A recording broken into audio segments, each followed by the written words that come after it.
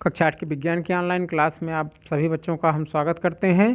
हम अपने पाठ्यक्रम में पाँचवीं इकाई पढ़ रहे हैं और इस 5वीं इकाई में हम सूक्ष्मजीवों के बारे में पढ़े हैं, कैसे उनसे रोग फैलते हैं, कौन से ऐसे सूक्ष्म जीवाणु हैं जो कि हमें लाभ पहुंचाते हैं, इन सब चीज़ों के बारे में पढ़ चुके हैं।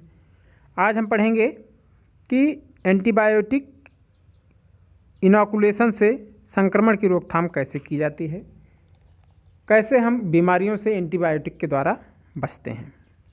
पेनिसिलिन, स्ट्रेप्टोमाइसिन, ये सभी जो प्रतिजैविक औषधियाँ हैं वह शरीर में जो रोग पैदा करने वाले सूक्ष्म जीव होती हैं उनके फैलाव को रोकती हैं और पौधों को भी यह प्रतिजैविक रोगों से बचाती हैं।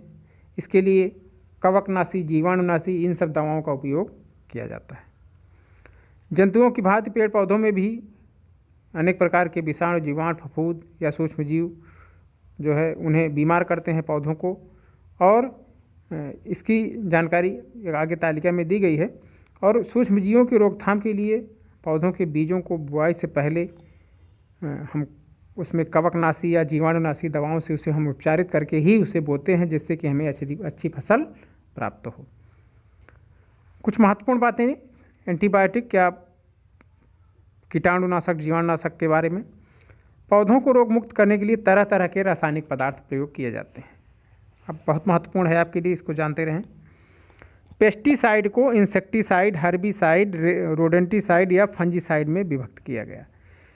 इंसेक्टिसाइड, फंजीसाइड, हर्बिसाइड, रोडेंटिसाइड, ये सभी साइड जो हैं वो क्या हैं? पेस्टिसाइड हैं। अनेक तरह के पेस्ट उन्हें कहते हैं जो कि हमारी फसलों को, हमारे अनाज को नुकसान पहुंचाते हैं, उन्हें पेस्ट कहा जाता है। उन्हें रोकने वाले रासायनिक पदार्थों को पेस्टिसाइड कहा जाता है। और यह कई प्रकार के हो सकते हैं, जैसे इंसेक्टिसाइड, हर्बिसाइड, रोडेंटिसाइड या फंजीसाइड। इंसेक्टिसाइड कीटों को रोकने वाले रासायनिक पदार्थ होते हैं। हर्बिसाइड खरपतवारों को नष्ट करने वाले रासायनिक पदार्थ होते हैं। रोडेंटिसाइड चूहों इत्यादि से सुरक्षा करने वाले रासायनिक पदार्थ होते हैं। फंजीसाइड फंगस से बचाव करने वाले रासायनिक पदार्थ होते हैं। DDT, BHC, methyl parathion, heptachlor, aldrin, chlordane, यह सभी रसायन जो हैं वह कीटनाशक कहलाते हैं। कुछ रसायन खरपतवार को नष्ट करने के काम आते हैं, जैसे 2,4-D। कुछ पीड़क जंतुओं जैसे चूहे और टिड्डियों को मारने वाले होते हैं, जैसे नार्ब्रोसाइड।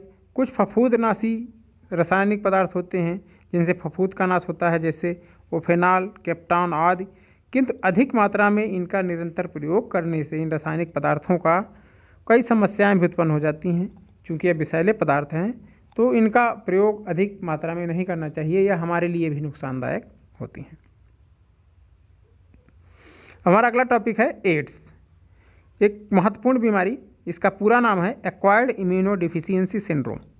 यह रोग HIV अर्थात ह्यूमन इम्यूनोडिफिशियेंसी वायरस के द्वारा होता है और इस रोग से पीड़ित व्यक्ति में रोगों से लड़ने की जो क्षमता है, जिसे हमने भी पिछले लेक्चर में बताया था कि प्रतिरक्षा तंत्र टीकाकरण के समय कैसे काम करता है, वह प्रतिरक्षा तंत्र सभी रोगाणुओं से लड़ने का काम करता है। यह जो वायरस है ह्यूमन इम्यूनोडिफिशियेंसी वायरस, यह उसी प्रतिरक्षा तंत्र को ही कमज़ोर कर देता है, उसी को नष्ट कर देता है। इस रोग का विषाणु शरीर के रक्षक जो श्वेत रुधिर कणिकाएँ होती हैं या मस्तिष्क की जो कोशिकाएं होती हैं उन्हें प्रभावित करता है। कुछ वर्षों बाद जो है आपको कोई हल्का रोग भी हो जाएगा, क्योंकि आपके शरीर के भीतर का प्रतिरक्षा तंत्र नष्ट हो जाता है इन विषाणुओं के कारण। तो आपको कोई हल्का रोग भी हो जाएगा तो वह ठीक नहीं होगा और आपका शरीर उनसे सुरक्षा आपकी नहीं कर पाएगा। तो इसी तरह किसी रोग से ग्रसित होकर आप मृत्यु को प्राप्त हो जाएंगे। एड्स को रेड रिबन द्वारा व्यक्त किया जाता है। हमेशा एड्स को कैसे व्यक्त करते हैं? रेड रिबन द्वारा व्यक्त किया जाता है। और एड्स से पीड़ित व्यक्ति को HIV पॉजिटिव कहा जाता है, HIV धनात्मक कहा जाता है, जो एड्स से ग्रसित व्यक्ति होता है।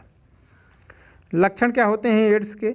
एड्स के रोगी में जो लक्षण है वह है कि भूख न लगना, वजन में कमी, ज्वर, त्वचा ददोरे, थकावट, रोग से लड़ने की क्षमता में कमी, या इस सारे लक्षण जो हैं इस रोग से पीड़ित व्यक्ति में पाए जाते हैं और साथ ही निमोनिया और त्वचा कैंसर बहुत ज़्यादा होता है।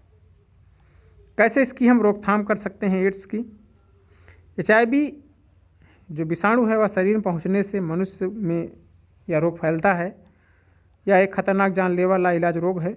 शरीर में एड्स विषाणु के प्रवेश करने से पहले ही शरीर में जो रोगों से शरीर में एड्स के विषाणु प्रवेश करने से शरीर में जो रोगों से लड़ने की क्षमता होती है वह धीरे धीरे नष्ट हो जाती है और शरीर रोगों से लड़ने में असमर्थ हो जाता है। और इस विषाणु के संक्रमित व्यक्ति में कई तरीकों की बीमारियां हो जाती हैं जिससे वह अपने को सुरक्षित नहीं कर पाता है। यह कई तरीक़ों से एक से दूसरे व्यक्ति में फैलते हैं। वह तरीके हैं जैसे असुरक्षित यौन संबंध बनाना, असुरक्षित रक्ताधान,